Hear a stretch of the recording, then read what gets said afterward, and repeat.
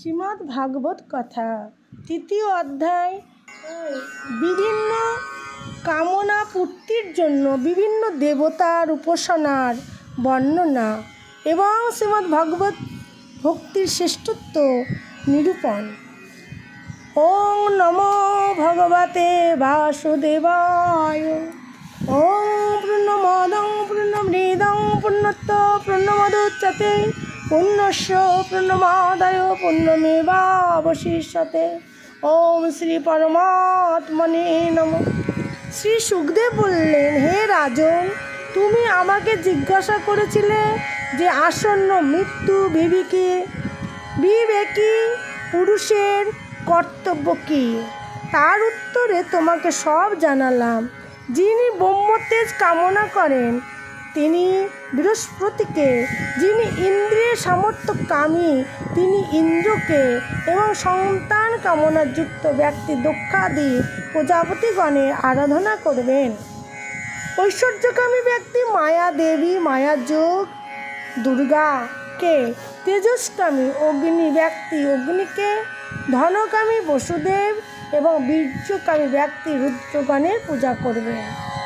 যিনি ভোগ্য বস্তু কামনা করবেন তিনি অদিতিতে, এবং স্বর্গাভিলাষী ব্যক্তি দ্বাদশ আদিত্যকে, রাজ্যাভিলাষী বিশ্ব দেবতাকে এবং প্রজাদের বশ্যতাভিলাষী ব্যক্তি সাধ্যগণের আরাধনা করা উচিত।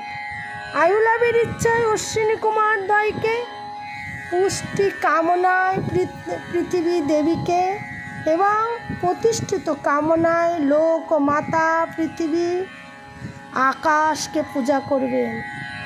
সৌন্দর্য লিপ্সায় গন্ধর্বদের, স্ত্রী কামনা হলে উর্বশী নামী অপ্সরাকে এবং সকলের উপর প্রভুত্ব কামনায় ব্রহ্মার উপাসনা করবেন।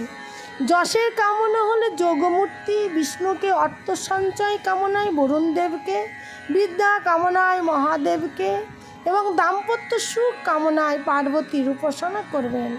ধর্ম উপার্জনের ইচ্ছায় শ্রী বিষ্ণু, বংশবৃদ্ধির কামনায় পিতৃগণের, বিঘ্ন বিনাশনকারী ব্যক্তি যক্ষদেব এবং এই বলে কামনার মরুদ্গণের উপাসনায় করবেন। রাজ্য কামনায় দেবতাদের অভিচারের ইচ্ছায় নির্ঝকৃতে এবং শত্রুবধ কামনায় রাক্ষসদের ভোগ বিলাস চন্দ্রকে এবং নিষ্কাম অর্থাৎ বৈরাগ্য কামনায় পরম পুরুষ শ্রী ভগবানের উপাসনা করবেন। বুদ্ধিমান পুরুষ নিষ্কাম হন অথবা সর্ববৃদ কামনাযুক্ত হন অথবা মোক্ষভিলাষী হন, তিনি গভীর ভক্তি যোগ আশ্রয় করে কেবলমাত্র পুরুষোত্তম শ্রী ভগবানকেই পূজা করবেন। এই সংসারে উপাসনাকারী ব্যক্তিদের মধ্যে তারাই সর্বশ্রেষ্ঠ, যারা ভগবতের সঙ্গ মহিমায় শ্রীচরণে অবিচল ভক্তি লাভ করেন। ভগবত গানের সঙ্গ মহিমায় যে হরিকথা শ্রবণ হয় তার দ্বারা দুর্লভ জ্ঞানের প্রাপ্তি হয়ে সংসার সাগরে ত্রিগুণা তরঙ্গমালার উৎপেক্ষ শান্ত হয়ে যায়। চিত্ত শুদ্ধি হয়ে হৃদয়ে শুদ্ধ আনন্দের অনুভূতি হতে থাকে।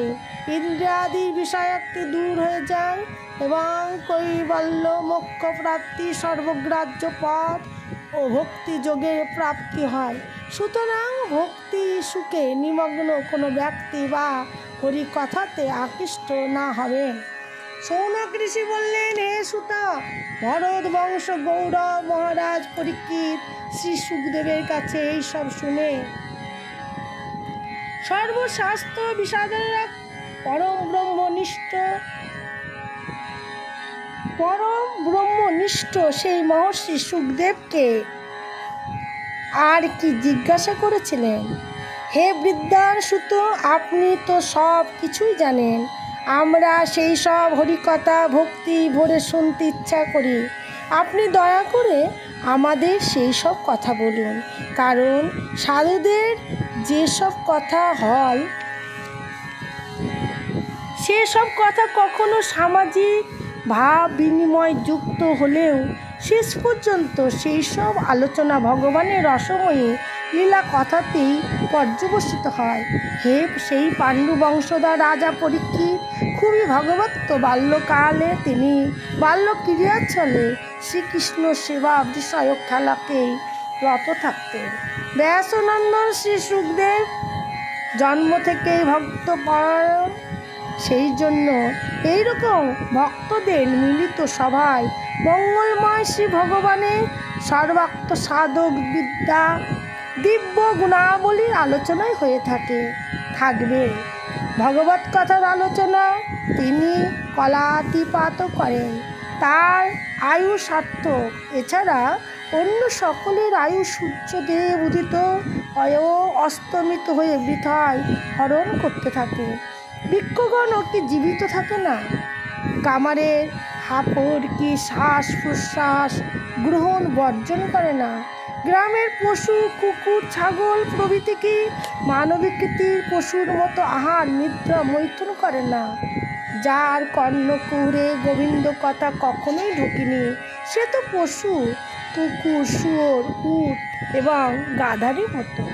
হে সুত, যে মানুষ কোনোদিন হরিকথা শোনে না তার কর্ণপুট কেবল ছিদ্র মাত্র। যে জিহ্বায় শ্রীকৃষ্ণ লীলা কীর্তন না করে সেই জিহ্বা ভ্রেগ জিহ্বার সমান, তা না থাকাই ভালো। যে মস্তক কখনো গোবিন্দ চরণে অবনত না হয়, পুষ্ণীয় মুকুটাদি পরিসেবিত সেই মস্তক শুধুই বোঝা মাত্র। যে হাত কখনো গোবিন্দের সেবা পূজা করে না সে হাত কাঞ্চন কঙ্কনে পরিশোভিত হলেও মৃত ব্যক্তির হাতেরই সমান। যে নয়ন যুগল ভগবানের মূর্তি অবলোকন করে না মানুষের সেই নয়ন ময়ূর পুচ্ছে চিহ্নিত নয়নের মতোই নিরর্থক। চলৎ শক্তি সমৃদ্ধ মানুষের পদযুগল যদি ভগবান শ্রীহরির পুণ্যক্ষেত্র সময়ে পরিভ্রমণ না করে তবে সেই পদদ্বয় বৃক্ষ মূলের মতো জড় পদার্থ মাত্র। ভগবতের চরণধূলি যে মানুষের মাথায় কখনো স্পর্শ করেনি সে জীবদ্দশাতেই মৃত। শ্রী বিষ্ণুর পাদ সংলগ্ন তুলসীর গন্ধ আগ্রায়ণ করে যে মানুষ আনন্দিত না হয় সেই মানুষ শ্বাস প্রশ্বাস গ্রহণ করে শ্বাসরহিত শবতুল্য। হে সুত, ভক্ত ভগবৎগণ কর্তৃক কীর্তি শ্রীহরি মঙ্গলময় নামের কীর্তন শুনেও যার হৃদয় দ্রবীভূত ও তার প্রতি আকৃষ্ট না হয় সেই হৃদয় পাষাণের মতোই নিষ্প্রাণ শ্রীহরির নাম শ্রবণে বিগলিত নয়নে প্রেমাশ্রু এবং শরীরে রোমাঞ্চ প্রকাশ হয়। হে প্রিয় সুত, তোমার সমস্ত কথাই আমাদের হৃদয় মধুর রসে পরিপূর্ণ করে দেয়। সুতরাং হে ভগবৎ শ্রেষ্ঠ আত্মবিদ্যার বিশারদ ব্যাসনন্দন শ্রী সুখদেব মহারাজ পরীক্ষিত কর্তৃক উত্তমরূপে জিজ্ঞাসিত হয়ে তাকে যে সব উপদেশ দিয়েছিলেন সেই সবই কৃপা করে আমাদের বলুন। এতে শ্রীমদ্ ভাগবত মহাপুরাণে পরমহংসায় শ্রী সংস্কৃতায় 2য় স্কন্ধে 3য় অধ্যায়। জয় জয় শ্রী রাধে।